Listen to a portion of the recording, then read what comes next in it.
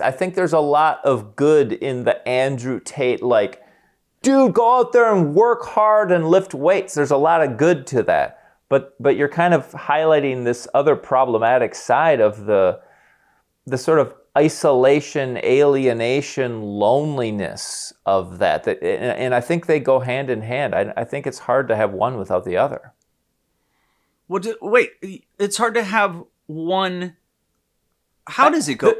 The individualistic I'm just going to use Andrew Tate just because he's the most famous, but he's obviously not the best. I think Jordan does a really good job. I actually think David Goggins does a really good job. But Andrew Tate's the most famous of like, men, be strong, lift weights, make a lot of money, like be a hero, climb the mountaintop. That thing, that movement, Jordan Peterson, David Goggins, Alex Hormozy, Andrew Tate. There's a million of these dudes who've gotten famous for this.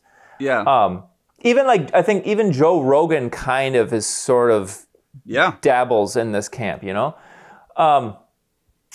And Lex Friedman and Huberman. Yeah, all those guys, they're all kind of in this camp. And it's this like, optimize yourself as a man. And, okay, so by and large, that's really good. There's tons of good stuff. But the optimize yourself as a man, get strong, get healthy, get rich, get successful, goes along with, it's just like climb to the top of the mountain, but when you're up there, you're fucking all alone at the top of the mountain. Yeah. It's like that kind of archetypal trickiness there to that. It's hard to climb to the top of the mountain with your whole village. The whole village doesn't climb to the top of the fucking mountain with you. We now bring you Enter the Freud. This is for entertainment purposes only. It is no way medical advice. Do you know where we kind of got off the idea that actually we should utilize bros and family and systems to help us all collectively go? Do you know? Well, here's my best guess is that I think humans were super collectively focused on our tribe for nearly all of human history. And then I think the Europeans slowly started to, this seed of individualism slowly started to sprout. I think in some early traditions, and the Greeks, like Socrates' critical thinking, where one individual would start to think critically and start to not go along with the assumption of the tribe kind of thing. So I think it very slowly started. I think one key one, so I think there was a bunch of little roots of this that came together through the Western worldview. But one key one I know, this is just one of many, is this Max Weber in his book, The Protestant Ethic and the Spirit of Capitalism, talks about how, in this interesting kind of way, Christians started to think that if they worked hard and got wealthy, that meant that they were good Christians and their wealth was a sign that God was sort of rewarding them for working hard. So that was kind of this interesting bridge from religion, which was more of this community, people under God thing, to like this individualistic ascension thing. So it probably came from a million different places.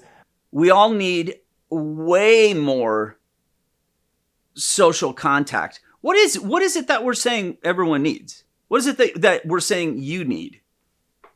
I think humans evolved in and kind of need to have a crew or a tribe. I think we function best that way. I think I'm happiest if I'm with a group of friends, you know? But I think the individualistic culture, and I think capitalism often functions best when every little person can go off and be their own little worker bee and tackle their own little tasks on their computer, and their schedules can be very customized to their own individual needs. And so I think, because it's like, I'm happiest when I'm with a crew of friends, but I'm hardly ever with a crew of friends. Like, what the fuck? It's because I'm too busy being a little worker bee, getting all my little stuff done on my super customized individualistic schedule. Yeah, right. But, you say you're hardly with friends, but I would I would argue that you're actually more with friends than the average person. I think I am more than the average person, but in terms of the percentage of time during the week, it's pretty fucking low. Yeah. Do you think you would like to actually, in the next few years, kind of engineer more contact? Yeah. Me too. Yeah. Everyone's hungry for friendship and social connection. And so if you reach out and just do a friendly thing, everyone's like starved for it. It really is astonishing. Like how well received you can be. And I wonder, this is not something that the gurus are talking about. They're not saying, oh, hey, by the way, make yourself into a person that's super likable. Make yourself into a person that then when you reach out, the other people are just like, oh, what's up, dude? Like, hey, what are you doing on that computer? Oh, I'm a computer engineer. Like, I do this. Oh, what you're trying to do with AI? That's what my company does. Get out of here. Like, instant connection. Totally. Right? And you think like, well, like, to do that, you actually have to go out of your house. Yeah. Like, you actually have to go to the gym.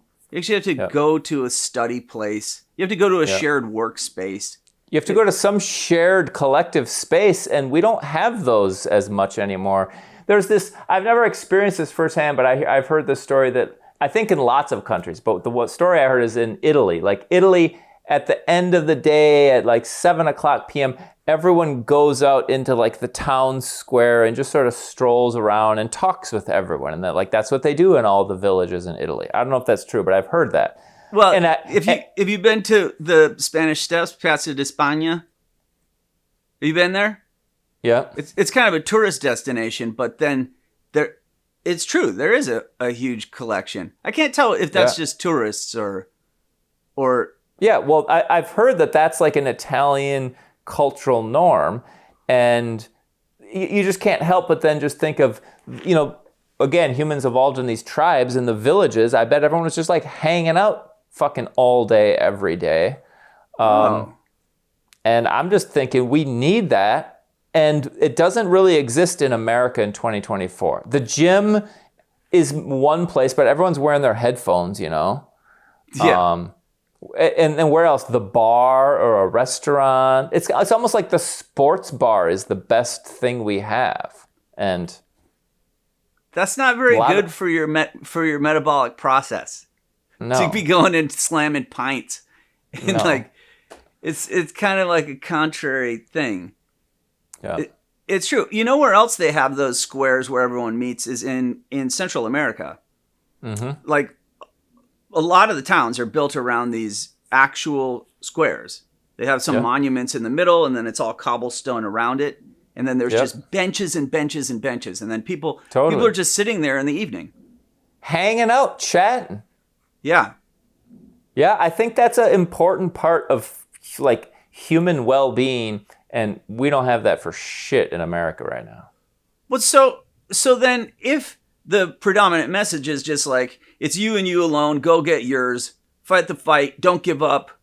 But then we're missing this otherwise really, really important element. Like, what the hell are we supposed to do about that? I think it's a really important problem with the structure of our culture. I think it needs to change, and I don't think it's gonna. Clearly, it's not going to lead towards the things that these gurus are promoting. They're saying, never do that. That's a waste of time. All your attention, if you really want to be a winner and a millionaire, the thing you have to do is just grind, and like never go home until you've made 10 sales. Like, never do anything. And it's like, that is the wrong message. Yep. Well, but what's tricky is there is value and truth to it, but there's a problem. And it doesn't seem like the Andrew Tate, Jordan Peterson gurus see this problem we're talking about. Is if you're just grinding to work and get ahead, you're alienating yourself and you're moving away from your tribe. And that's, I think, fucking not good for well-being. No, it is horrible for well-being. In fact, you could then create like a social anxiety disorder by avoiding these kind of interactions over and over and over. And imagine if you did that for 10 years. And Jordan Peterson probably has that social anxiety disorder. He definitely does. Yeah. He definitely does, which then compounded into his severe depression. Yeah. And, you know, I'm not at all going to say that I know what's caused his psychiatric distress, but certainly his hyper focus on this task he has given himself has definitely put him into realms. But then again, it's also put him in contact with a different crew of intellectuals that then he consults with to deal with his ridiculous problem with the Canadian Board of Psychology and like... Yeah. Yeah, I mean, Jordan Peterson and Alex Hormozy and Andrew Huberman, it appears that they are all kind of part of this intellectual shared ideas crew. But when I've heard some of them talk about it, like Chris Williamson, I've heard talk about it, someone else. I think they get together for their podcast and they talk, and that's super cool and they really have fun. But I think they spend most of their time all day, every day alone, doing their super good like workout routine, nutrition routine, getting enough sleep, preparing for their podcast, writing their notes, blah, blah, blah, blah, blah. I think 98% of their time they're fucking alone doing their thing. Okay. I can agree. I can agree that is what a lot of these cats are doing. Except Joe Rogan. Like, Rogan... You think he spends a lot of time hanging with his buddies? Yeah. And he openly was talking about just like taking a whole bunch of his comedian buddies and then getting them all into metabolism and then fitness and all of his rituals. And so he's kind of taken his own personal obsession into that, whatever he does to manage his own anxieties or ADD or whatever his thing is, right?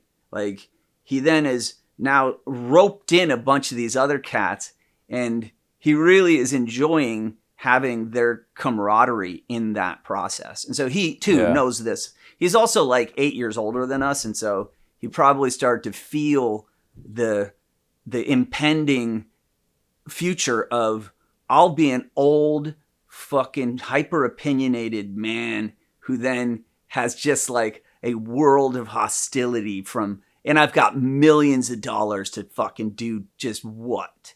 To just like stew in like, or swim in it like Scrooge McDuck. Like, what the fuck is... Totally. That is not the answer.